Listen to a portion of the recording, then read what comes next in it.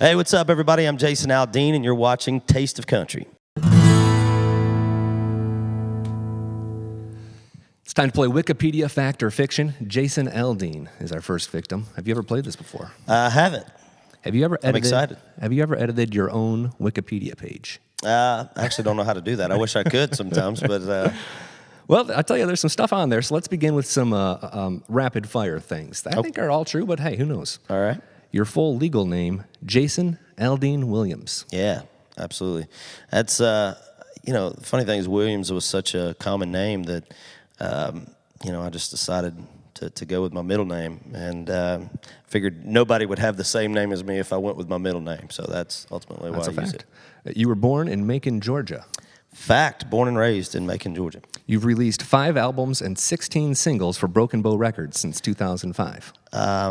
I'm not sure how many it's been, but I think that's probably a fact. I think it's pretty accurate. Fact-ish. You have 12 #1 songs. Fact, I think. Anybody? I don't keep track. I know. Yeah, 13. Fiction. Fiction. We have 13. Your parents, Barry and Debbie, divorced when you were 3 years old. Fact. They actually divorced when I was 3, but honestly, they've always had like a really good relationship and still get along really well to this day. So it's always even though they were divorced when I was a kid, they've always had a pretty good relationship. So it's made it easy for me. You were raised mostly by your mother in Macon, where you went to high school at the Windsor Academy. It's not the Windsor Academy. It's just Windsor Academy, which was a little small school there in Macon. And when you put the academy after any school, it makes it seem like you have to wear a tie to school every day, which was not the case at all. But yeah, I went to a little small school there, played baseball, and graduated from Windsor. Other notable alumni from the Windsor Academy, CNN and Court TV show host Nancy Grace. Yeah, actually, Nancy went there apparently and graduated before I ever started going to school there. But she's one of the alumni. When you walk in the building, there's a big picture of me and Nancy Grace right in the front. During the summertime, you'd spend time with your dad in Florida, and he would map out guitar chords on notebook paper for you. Yeah, in fact, he actually that's how I learned to play guitars. He would use the lines on notebook paper as the strings and draw little circles where my fingers went and frets, and so that was basically how I learned the basics of how to play the guitar. Aldean chose his stage name as a result of Jason Williams sounding too generic, along with the fact that the name was commonly associated with basketball, as there were 3 players with the same name at the time his music career began. That's a little bit fiction. I mean, the reason I changed it was, yes, it was common.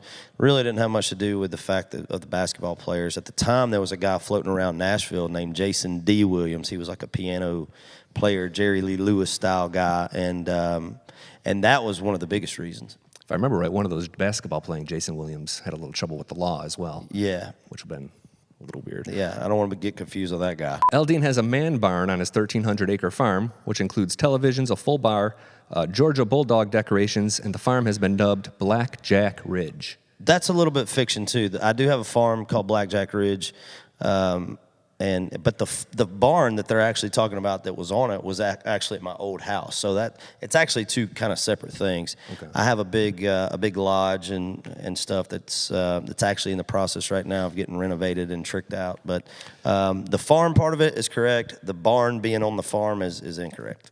Aldean moved to Nashville on November 1st, 1998 after signing with Warner Chappell. He was offered a recording contract but subsequently dropped.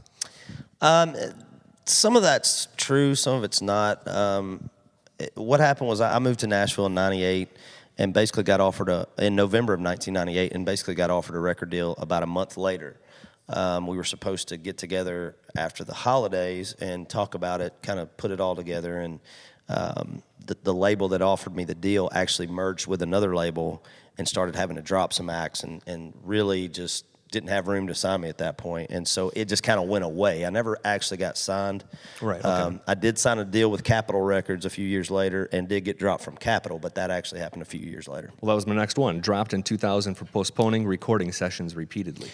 Yeah, I mean, for the most part, I was signed to Capitol Records and kept trying to go in to record my album, and every time I would book studio time to go in and start, they would tell me to cancel it, and being a 23-year-old hothead, I went in and sort of just got a little upset with the label, and and ultimately ended up, getting dropped, which it couldn't have. I mean, that ended up being the best thing that could have ever happened to me, because who knows, I may still be sitting over there and no album to my credit. So the fact that I got out of it, ended up signing with the label I'm with now, it couldn't have worked out better. Most of the Hicktown music video was filmed at the CNR Mud Hole in Palmdale, Florida, which is now closed. Yeah, that sounds pretty accurate. From best I remember, I think that's where it was. And we were actually down there. We had a show, and we're just kind of looking basically for a place to go and film this video. And there was this big mud hole kind of thing where these guys would go on the weekends and sort of just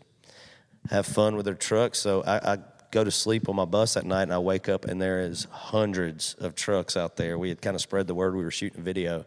And to this day, probably one of the funnest shoots we ever had. The Old Boots, New Dirt is the upcoming 6th studio album about American country music artist Jason Aldean, due for release October 7th. Includes 15 songs, 30 bonus tracks featured only on the Target edition. True. Yeah, well, there's 15 tracks on the album, and then for Target, we did an exclusive with them where we actually gave them 3 other tracks that we had and as an exclusive. And so you go to Target, you get a few extra songs, and so an 18-song album, which is, I think, is pretty cool. Huge. Of the song Burning It Down, Aldean said it was baby-making music. It is. It's going to be a baby boom here in the next year, people. Get ready. Hospitals are going to be very busy. You survived, man. Your Wikipedia page, pretty accurate. Pretty accurate. There's always some things on there that are a little. It's kind of accurate, but not all the way. So you got to be a little careful. But And then some stuff. hopefully that clears it up. Oh, thank you very much, man. Appreciate it. Yeah, brother.